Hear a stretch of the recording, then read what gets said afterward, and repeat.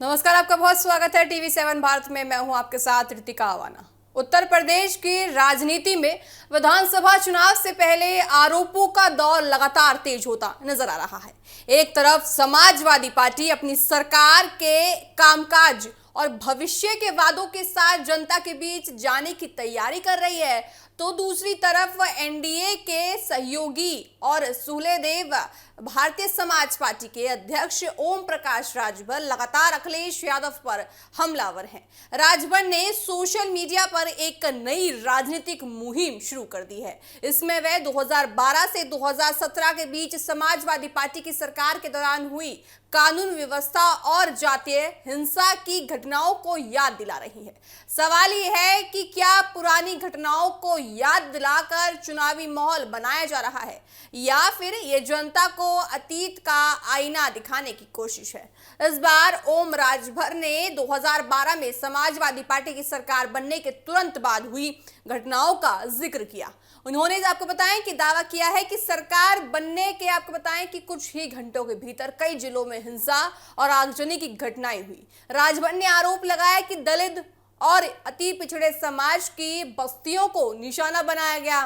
साथ ही अंबेडकर नगर में एक पूर्व बसपा मंत्री की राइस मिल तक में आग लगा दी गई।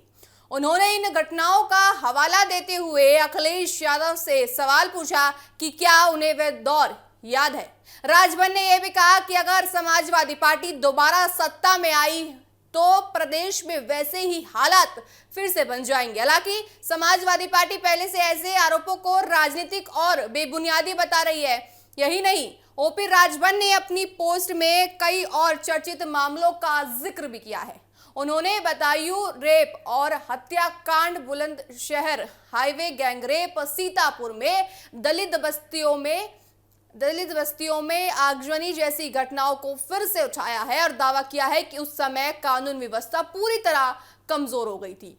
उनका कहना है कि जनता को चुनाव से पहले हुए याद दिलाना चाहिए और साथ ही पिछली सरकारों के दौरान क्या क्या हुआ ये भी याद दिलाना चाहिए। दूसरी ओर समाजवादी पार्टी लगातार कहती रही है कि भाजपा और उसके सहयोगी चुनावी फायदे के लिए पुराने मामलों को चुन चुन कर उठा रही हैं, जबकि मौजूदा सरकार और वर्तमान मुद्दों पर जवाब देना चाहिए। देखिए, दिलचस्प बात यह भी है कि ओम प्रकाश राजभर कभी समाजवादी पार्टी के साथ गठबंधन में रह चुके हैं।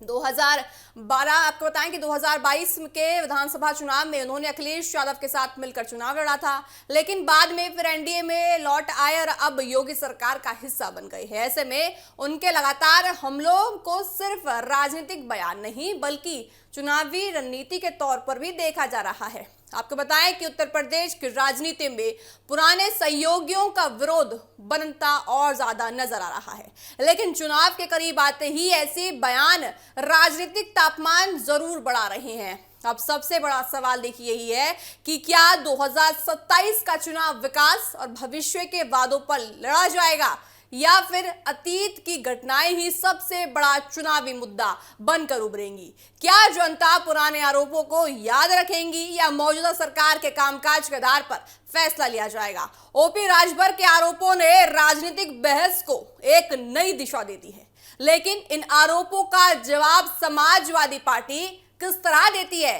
इस पर सबकी नजरें टिकी हुई है। फिलहाल देखिए, इतना जरूर तय है कि उत्तर प्रदेश के चुनावी रणनीति में बयानबाजी का दौर अब और तेज होता नजर आ रहा है और आने वाले दिनों में ऐसी ही और राजनीतिक हमले देखने को मिल सकते हैं। तो देखा जाएगा कि विधानसभा चुनाव नजदीक आते आते आखिर ओपी राजभर और क्या क्या नए खुलासे समाजवादी पार्टी के लिए करते नजर आएंगे। पुराने दागों को उजागर अब ओपी राजभर समाजवादी पार्टी के कर रहे हैं। देखने वाली बात होगी कि आने वाले दिनों में और क्या कुछ नए नए दाग समाजवादी पार्टी के फिर से उखड़ने रह रहे हैं।